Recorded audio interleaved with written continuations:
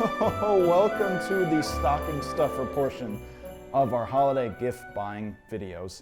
And what I've thrown together is a quick assortment of kind of Kyle's picks, but we have a ton of items. We have an entire category devoted to stocking stuffers on horizonhobby.com.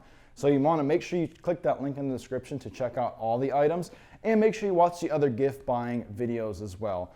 But I wanted to quickly run through things to kind of think about when you're buying someone either a bigger gift like we're going to go over in our other videos, or just maybe you're looking for that extra little thing to make someone's day that much more special.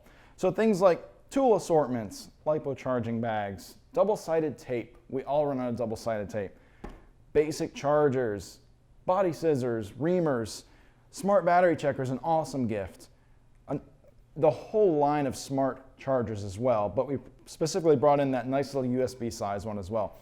The big one, AA batteries. We sell AA batteries, and you cannot go wrong getting an RC user AA batteries. So I brought those in as well. But I mean, the whole range of realistically smart batteries, great stocking stuffers. They fit, I promise. I checked them out.